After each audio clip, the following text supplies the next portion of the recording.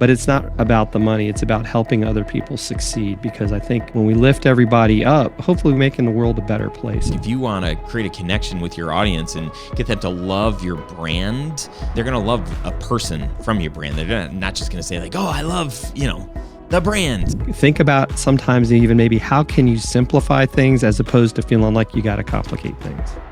On episode 349 of the podcast, you will discover how to leverage both AI and human creativity to create compelling videos. You're also going to understand the importance of storytelling and personal connection in building a successful video brand.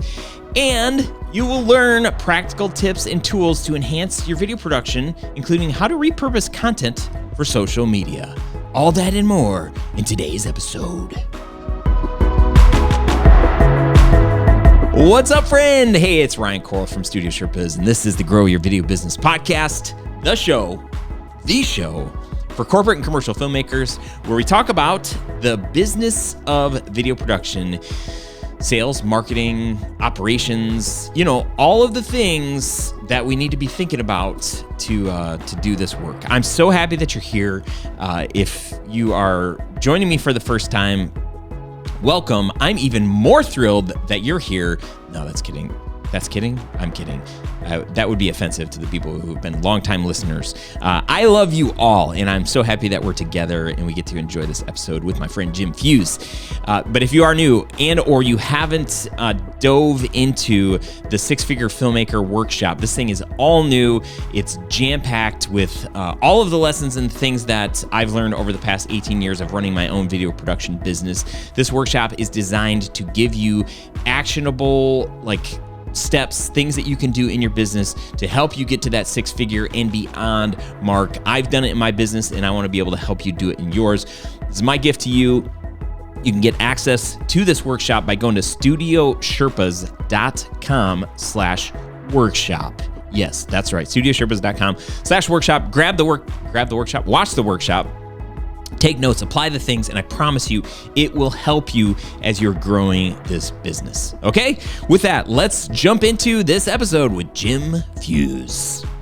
What's up, my friends? Hey, my guest today is Jim Fuhs. Jim is the president of Fusion Marketing, a seasoned digital marketing consultant, and a retired Marine lieutenant colonel with over 30 years of business and social media experience. Jim, hey man, it's so good to reconnect with you, my friend. It's great to be here, Ryan. Thank you so much for having me on. It's an honor to be here, and excited to see you. Talk with you. Even though I wish we could have seen each other in Lima, but I know life happens and things are going on. It was for the best excuse. I was like, it's vacation. I'm not. I would love to see Jim and Jessica and the gang, but. My family, I like them more than you, so sorry if you're offended. That's good. That's a good thing. So hopefully you're watching this episode because Jim looks amazing. He's got a super fun background. He's got good lighting, good camera. Jim, what the heck do you do? Like, what is your job? What would you say you do here? So I would say that I've really I like to call shift. I don't like the word pivot.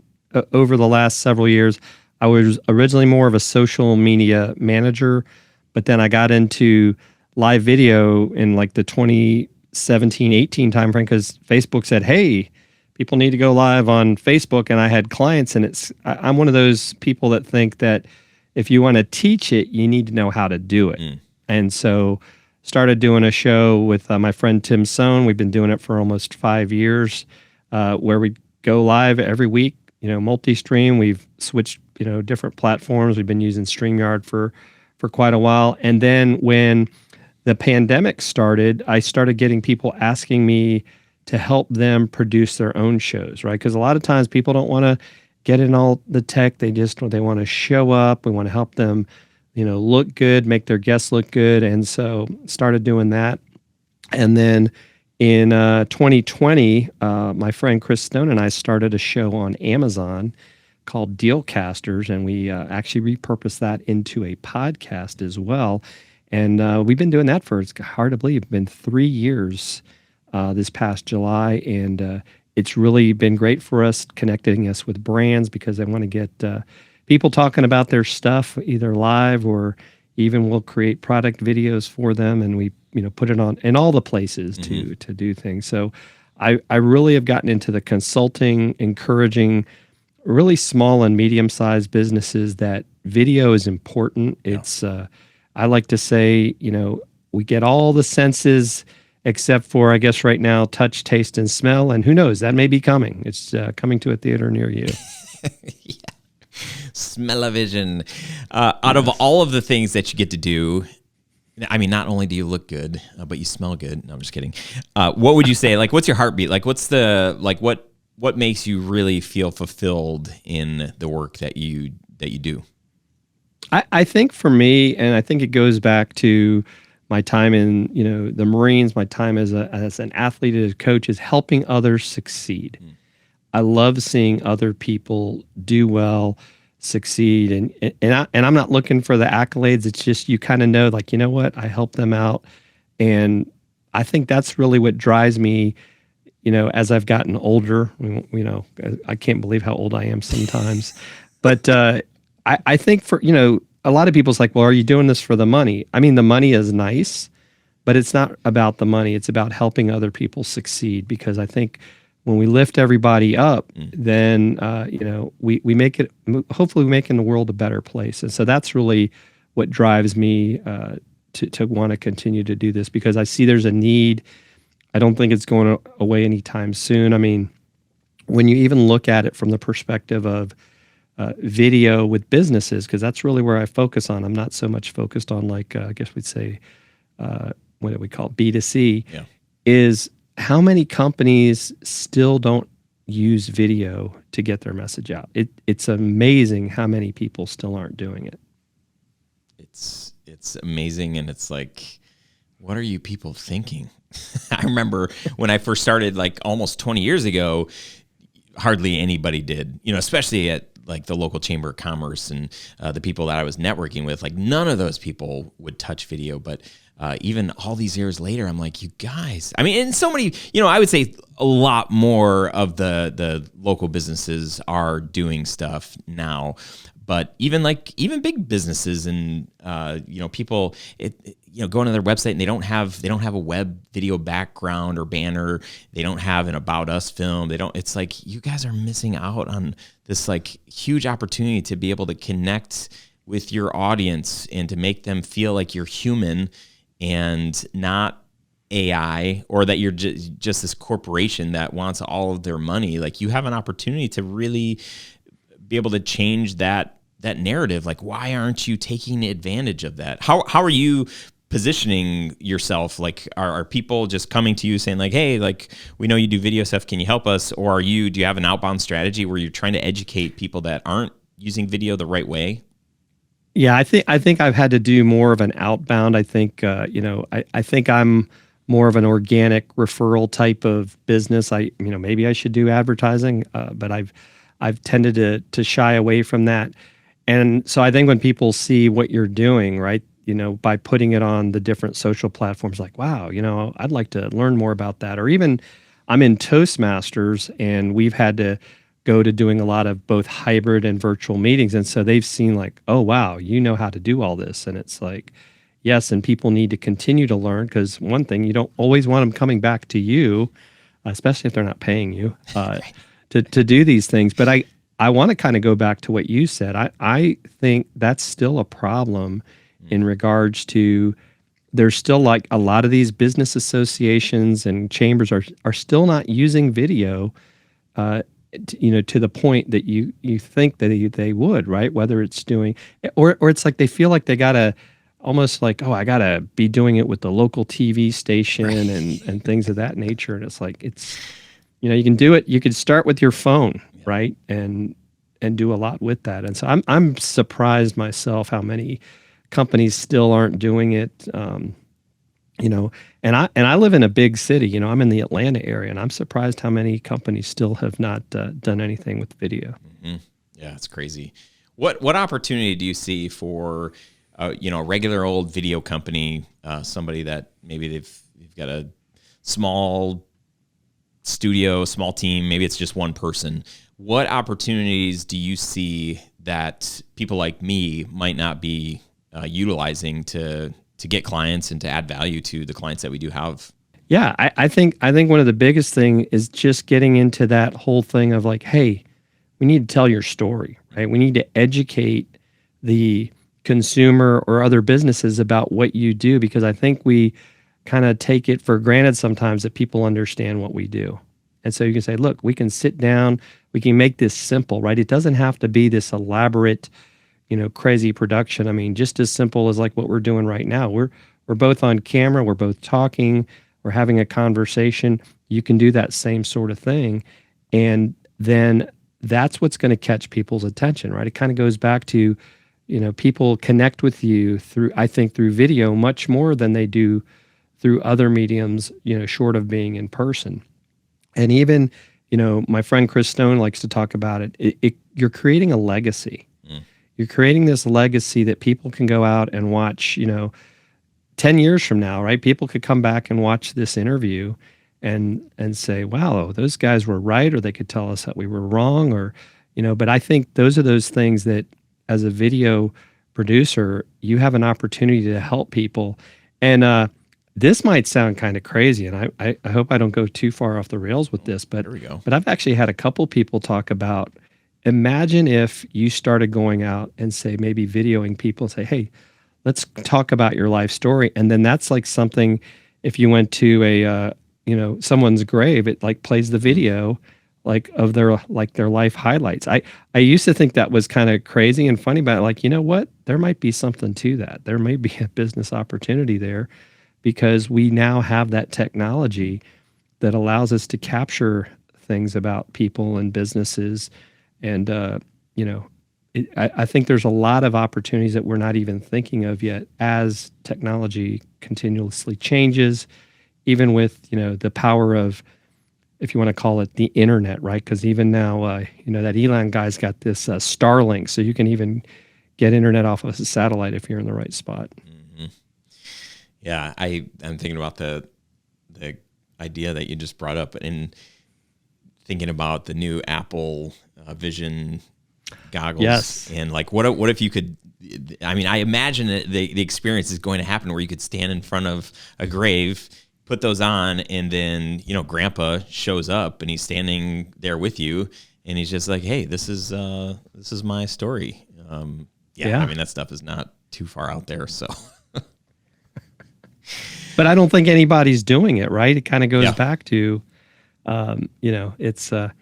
it's an opportunity, because we talked a little bit before this about AI, and people are scared that AI is going to replace everybody's jobs. But a lot of this stuff, whether it's interviewing people, whether it's figuring out how to set things up, is not something AI can do. You need that person, right, that to sit there and kind of use their creativity.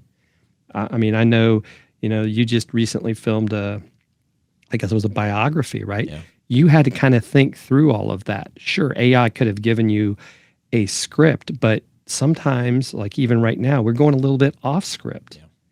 That's where I don't think the technology can keep up with that. Even with live video. Yeah. Sure, there's now these quote unquote, video avatars, but the video avatar doesn't know the history of you and I as far as our relationship in person. And so when I see you pop on, I can ask you a question that only you know the answer, and I know those things.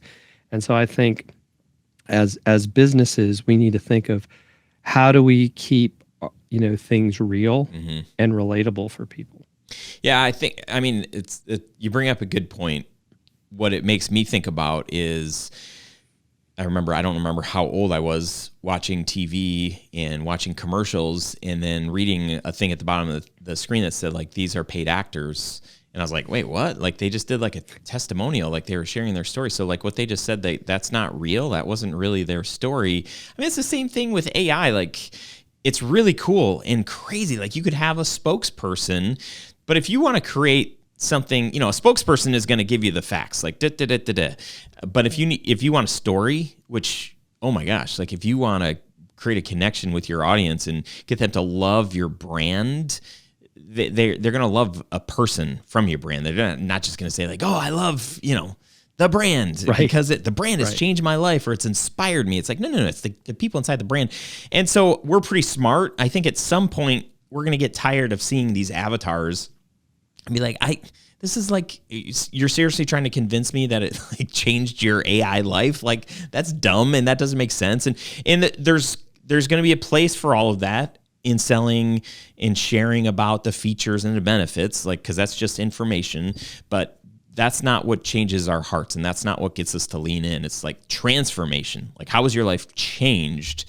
That's the stuff that I care about, that I get excited about, that's going to make me become a champion for your brand. So if you think that an AI bot is going to steal that from us, you're crazy. Like, that is not going to happen.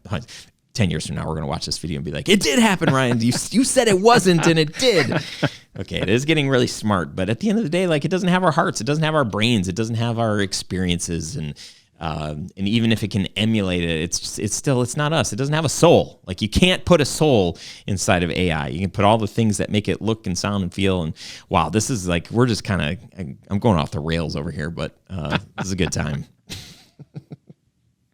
Where do we go from here? But you're right. Yeah. I mean, but that's the whole thing, right? With AI, sure, it can, you can even create a video script, but you still got to execute that script, right? Yeah. So I look at AI in the business of video production as more of a way to get past maybe some of those stumbling blocks. Like, I'm having a problem thinking of what I want to say. So I might like say, okay, I need to know, give me 10 things that I want to know about what it takes to start a video production company. And maybe I had thought of 8 of them, but you know what? Those other 2 I didn't think about. So now that's something that I can expand on, or maybe I don't like a couple and I can then say, well, give me some more. So I think that's a good framework, maybe help me create a script. But I think that's where it'll save us time. Mm-hmm. But I still think the execution has to be done by real people. And I think that's where, because it's not going to know, like, what are the camera angles that you should have? And, what kind of lighting do you need? It's, it's basing it off of it's being fed, right? So it's not always being fed the right information. So, it's kind of like we've always said, well, it was on the internet, doesn't mean it's true. Or does it? Dun, dun, dun.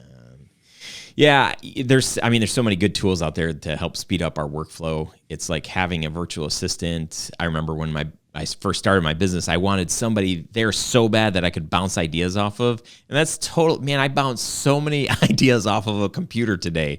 And it helps me like think through, okay, how would I want to say this? How would I communicate this to somebody else? So then I just type it in and I give it to the AI, and then it comes back and it's like, and I'm like, oh, that's a pretty good, that's actually pretty bad. All right, give me another option. Like, you can just speed through so many ways to spark, to get your brain thinking differently. And if you're just doing the same thing that you always do, if you work in a silo, you never talk to anybody and you don't look for outside ideas, that's really hard. At least it's really hard for me, and it's probably hard for most people. But to be able to bounce ideas and to find efficiencies in our workflow, man, if you're not leaning on tools like ChatGPT, there's so much opportunity to make our work more efficient and spark ideas that I love ideas. I love just like brainstorming, and probably 90% of all of my ChatGPT conversations, I don't even do anything. Like I needed to get an idea out there, work through the idea, and I'm like, oh, cool. Like, I like where we ended up, but I'm not gonna do anything. I just needed to get that idea out there and just see what somebody. Well, even say you're approaching a business that you don't know a lot about, right? It can kind of give you those guide points to say, well, here's why we should create a video about your business, and here's the key points that we want to teach your audience about, right? Because, I'm not a car salesperson. I've done some real estate in the past, but it's like, maybe there's some specific things that I'm not thinking of. And if I don't ask you or present that to you, you're not going to think to talk about it, right? Because look at it from the customer perspective, right? Like, as an example, if I'm going to hire a video company, like, well, why would I hire a video company? well, ChatGPT or Claude can give me some good ideas, and then you can kind of add that into your framework of like, oh yeah, that's a good reason. Because how many times do we, go maybe to have a talk and somebody says something, and then they're like, oh, I should have said this, right? We had that great thought, but it came too late. So this, I think, can help us prepare our business a little better, or going back to what you said earlier. So you're a solo videographer, so a small company. Well, why would I hire you instead of hiring somebody with a big team?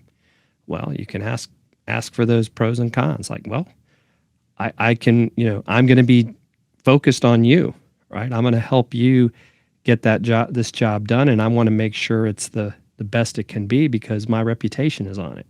So I think those are some of the things that we can think about in using AI and thinking about how we approach businesses, and even doing the research of like when I take a look at a company, that's the beauty of the internet. Do they have any video, right? Do their competitors have video? And if that's the case, those are the things you may want to bring up. It's like, so-and-so is ramping up on page 1 of Google because they've got video and they're putting it on YouTube. And I think one of the things that I would encourage folks that want to work with video or, as a video company is encourage potential customers like to create a YouTube presence, because that's where we go for the how-to.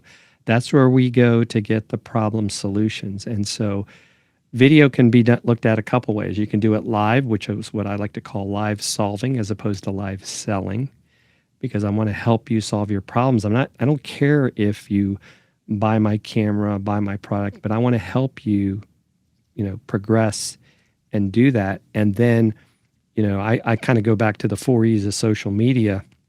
These videos, we can educate, we can entertain, we can empower, and we can engage with an audience, whether it's right now or whether it's, 2 months from now, because when they start searching, and if you've created a good video, that's going to get more traction and people are going to share it with their network. And then that's what's going to help drive people back to you as well.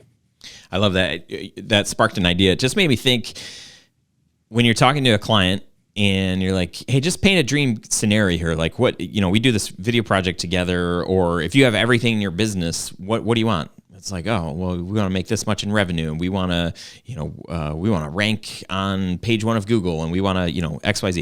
It's like, oh, I have not even used this in my own sales as I talk to people that don't have video. It's like, hey, have you ever thought how being on page 1 of Google might change your business? People will be like, a lot of them probably be like, yeah, I'd love to be on page 1. That'd be so cool. Well, did you know, did you even notice, like the past few years, when you Google something, the results that come up, usually the first things that come up are videos that are the words that you've used to search for. So if your competitors aren't doing that, like, holy cow, get on that right now. Even if they are, get on that right now, because there's probably not multiple of competitors of yours that are showing up, and have a YouTube channel. So I think that's a great, it's really a smart thing. I know right now I'm working with a sales guy, and he pitched a TV show to a real estate mortgage broker, something important and high up in that world. And he's just pitching this idea of creating a YouTube series. The beautiful thing in that is that's recurring work for us, right? It's a series. It's like, hey, the more you show up, the more you're educating, the more that you're, solving problems for your ideal client, that the algorithm is just going to go in your favor, and you're going to show up on the first page, and you're going to get the views of your ideal audience. And so incorporating that into the way that we're educating our own clients that want to do a video, but to also say, hey, have you considered a show, or have you considered starting a channel? And maybe you just have our video to start with on that channel, and then you can add more, problem solving, FAQ style things. Happy to, if you hired us to do that, but it's definitely stuff that you can do on your own. And all of that is just going to help you get more views and probably more business, I would assume. Yeah, and I know even for me, that's definitely led to me getting more business is by, as an example, guesting on other people's, live shows or podcast, because people go back and, they don't always watch it, but they may be listening to it. And I've had people reach out and like, hey, I saw you on this show and I'd like to, talk to you more because, maybe I said something that resonated with them, right? You're not going to make, everybody's not going to love your video, and your target is not everybody, right? You need to be specific about who you're targeting when you create these videos. And then sometimes, and I think this is where it becomes a little bit of a challenge, is they don't necessarily need a show, but they need a video. And then you need to encourage them to go, because as I see it is, if I'm running a show, it's really about my guest. If I'm the guest, then I'm able to talk more about my business. So, finding those people. And that's where I think going back to your chamber question or comment, and this is where I think that there's an opportunity for, video companies is like, look, you should be interviewing your members and creating this video library so people say, oh, well, if you go to this chamber's page, you're going to see all these videos where they've interviewed all their members and what they do. And it's really a win-win, because people are like, hey, this chamber, this association really helps businesses in the community. They're putting, in a sense, their money where their mouth is. And now this company can go back and look, hey, you can go watch this video interview I had here. And then they may decide to get that, decision. Hey, you know what? I need to start doing this myself, because I can interview all these people I work with, and we can talk how we work together.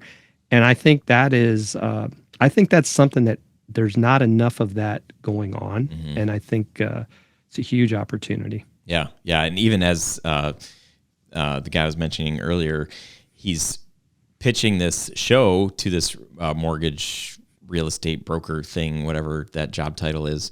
And he's saying like, hey, we could get sponsors. We could get people to come in and pay for this show. There's a lot of different angles that this could be leveraged, and going into a chamber, offering that, making the process easy, right? So people, it doesn't have to be complicated. It can be very simple. Yeah, I think it's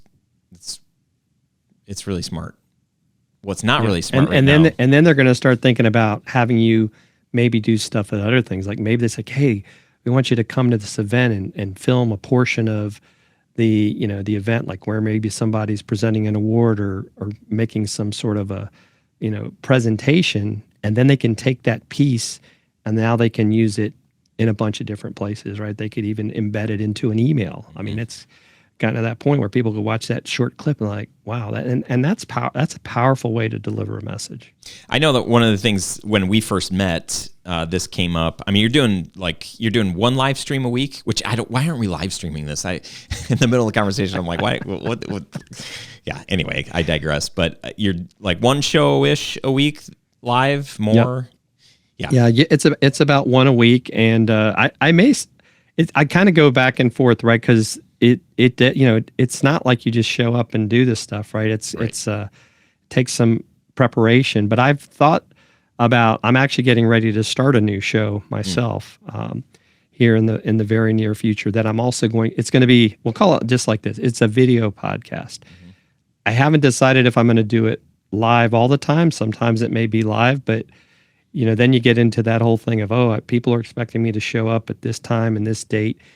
And I think sometimes the challenge is that, let's say you want to interview somebody that's in another country, time zone. Your time doesn't always work out for them, but you also don't want to miss out on that opportunity to help them get their message out. So that's where I'm kind of debating: do I do it live or do I do it Memorex?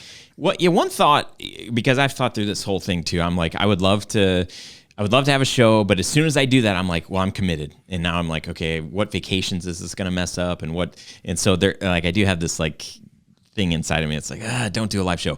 But one thing to consider maybe would be you could pre-record your guest, but you show up and do a live intro, right? You're committed to like, I'm just doing a 5-minute, like, I can do that. Or, I mean, I don't know. There's probably ways to do it. I'm getting ready to launch a new show as well, and I'm definitely not going to do it live because of the type of audience that I have. They'll probably want some editing.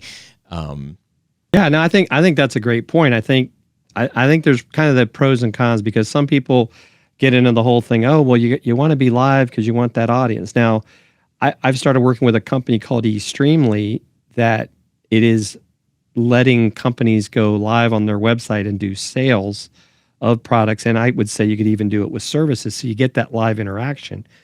But I can tell you, in the history of live streaming that I've done, you get a lot of replay views because your time isn't always convenient to everyone that wants to see your stuff. Right. And so, yeah, it's great to be able to, share comments to the screen and interact with that. And sometimes you get some great questions, but you can always go back and tell people, like, if they leave questions in the comments, that you'll answer it, after the fact, even if it was something that wasn't live. And so, I think that's, you got to balance that out. And I think work-life balance, I know sometimes that people say that, I think that is important, right? And to your point, you got to spend time with family, and you don't want to say, well, I can't do this because I got a show at this time. And I do know people that what they'll do, to your point, is they'll pre-record the whole thing.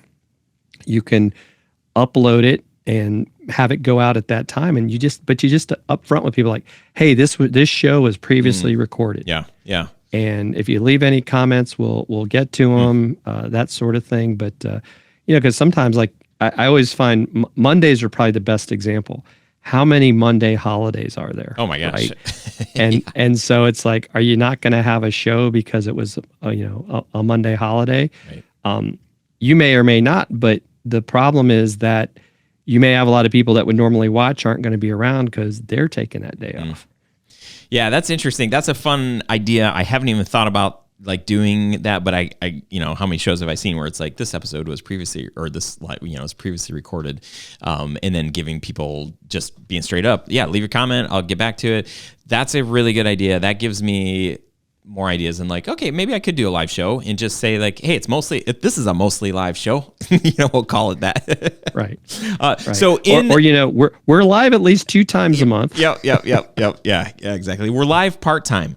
So in all of the live streaming that you're doing, the conversation that I remember us having last year, we talk about like repurposing content, and I'm very passionate about filmmaker, video business owners. Like, man, if you wanted to create a lot of content for yourself, or you want to be that asset for your clients and to be able to create a lot of content for them, a live show is like, that's probably the best, because you're getting the advantage of a live audience. Next best would be, a pre-recorded thing that goes out. So share a little bit about how you are repurposing the content from your longer format show. Yeah, so I mean, there's a couple of tools out there, and I think it kind of goes into, I should probably more than a few. How much time and effort do you want to spend on the repurposing? There's a new program called Opus Clips that you literally upload your video, and it creates these short vertical videos using AI, but you're limited on how much you can, if you want to call it, brand it.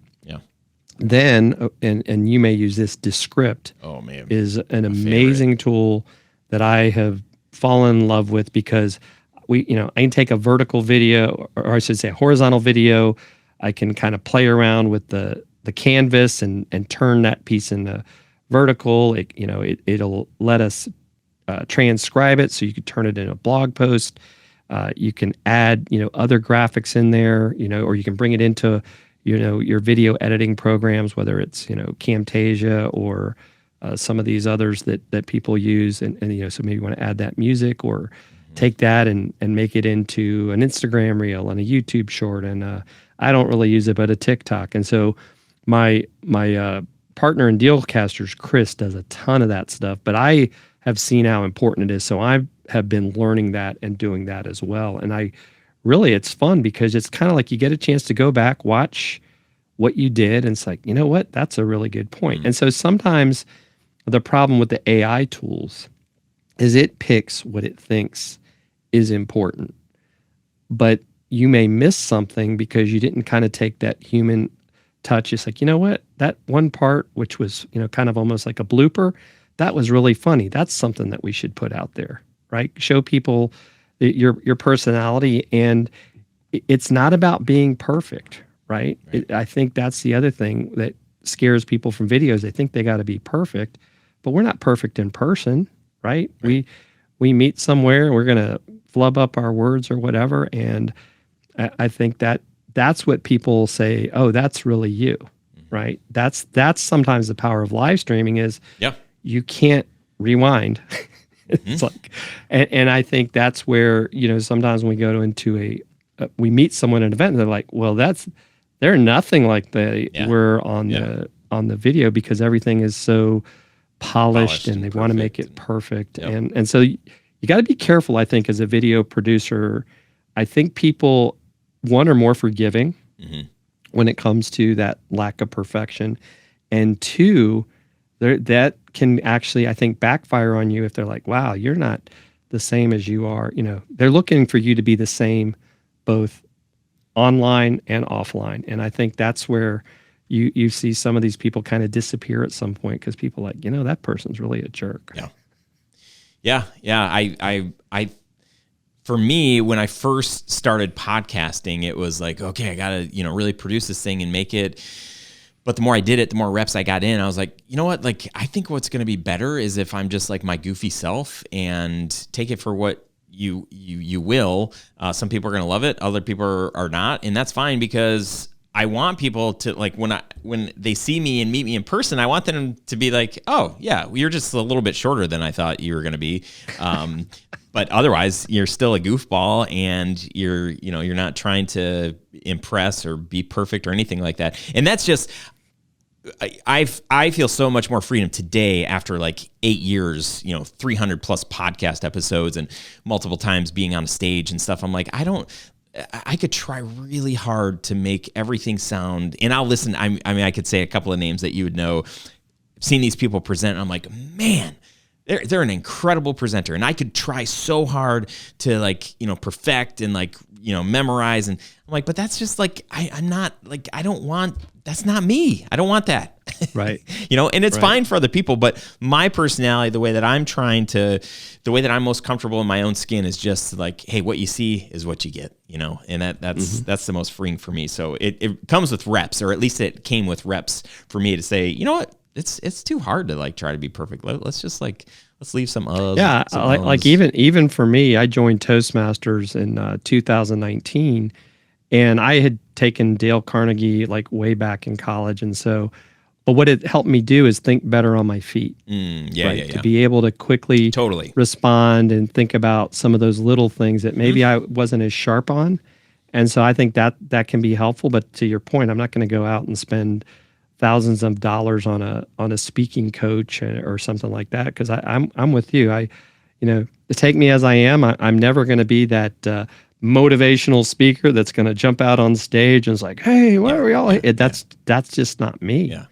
That's not my personality. And so I think I'm more of a teacher, right? I'd rather teach you and get you excited by thinking about the things that you can accomplish by working at something, by putting in the reps. I mean, I would have never have imagined, I'll say 6 years ago, let alone, 5 years ago, that I would be doing this. Yeah.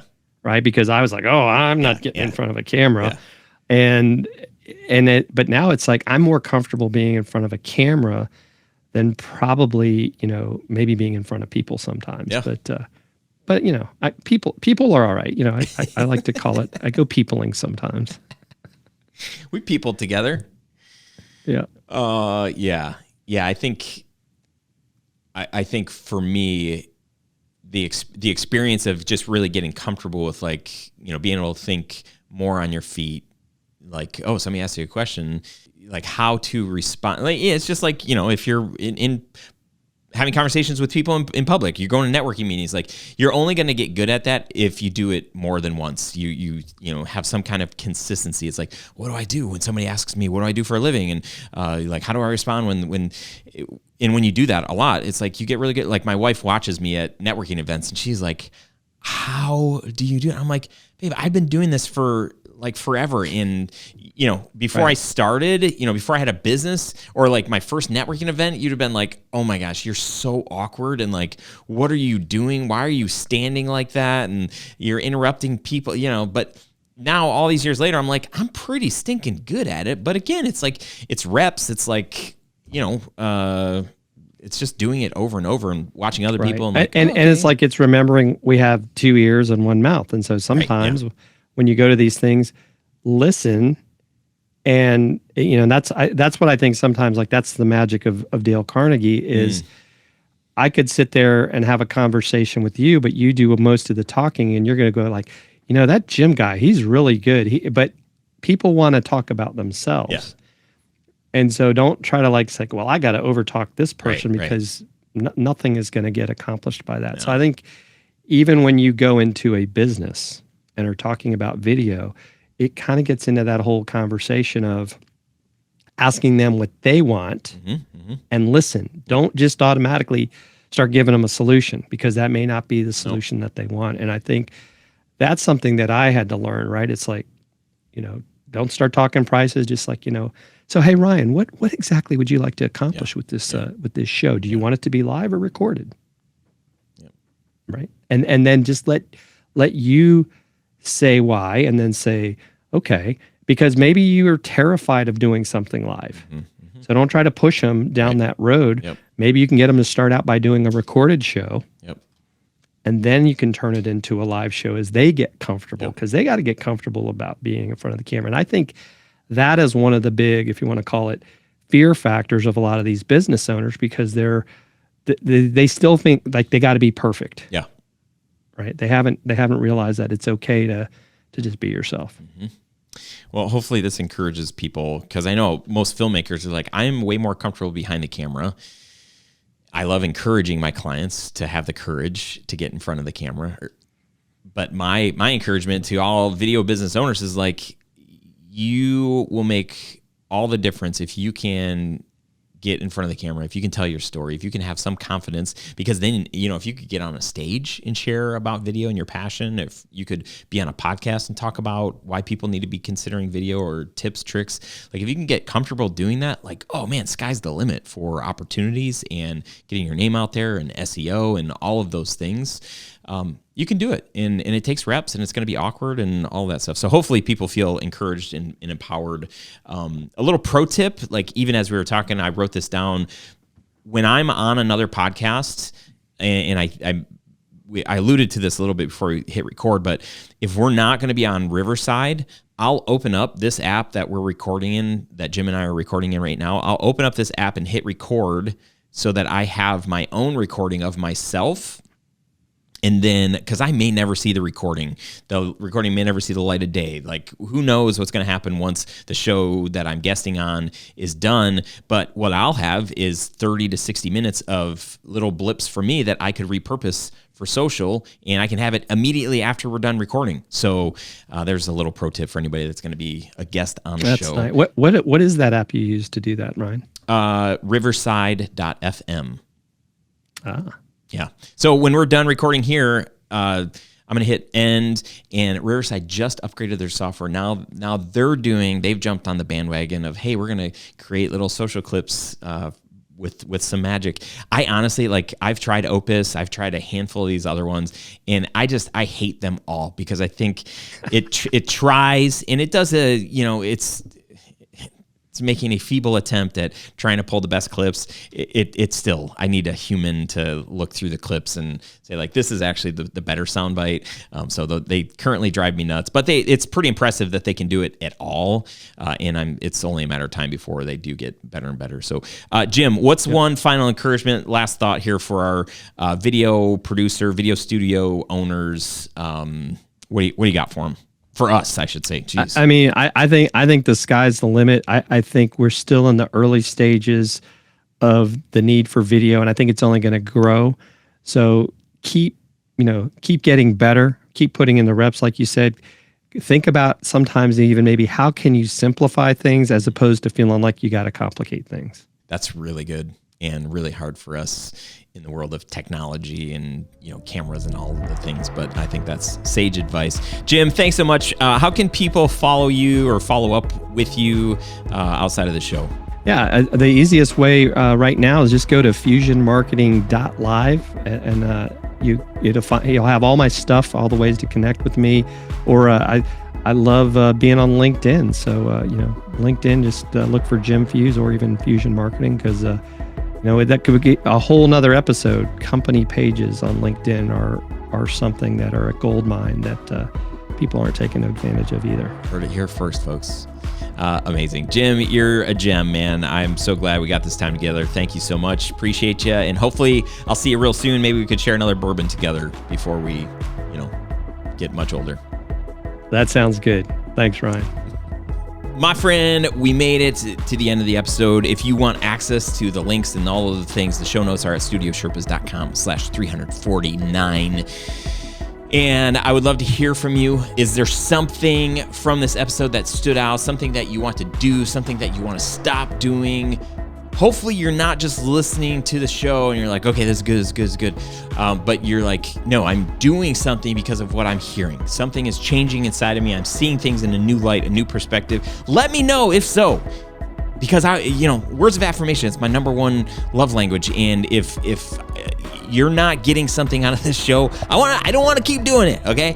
But if it's helpful, let me know how, okay? You can leave a comment on this video if you're watching it. You can shoot me an email. My email address is ryan@studiosherpas.com. Would love to hear from you. And I hope that you're considering going to the Onward Summit. This is one of the last times that I'm going to say this, and then you're not going to hear me talk about it for another year, except for during the week of the Onward Summit, which is coming up first week of October, and it's going to be amazing. You're going to wish that you were there. So, what's stopping you? Go to studiosherpas.com/onward and check out all the info. Amazing speakers. We've got just a incredible group of people that are going to be there for you, and you get to hang out with me. I get to hang out with you. We'll do high fives and hugs and all of the things. So anyway, I appreciate you. Grateful that we get to have this time together. That's it for now. I will see you on next week's episode. Reach out if you need anything, and until then, I'll see you later. Bye-bye. Bye.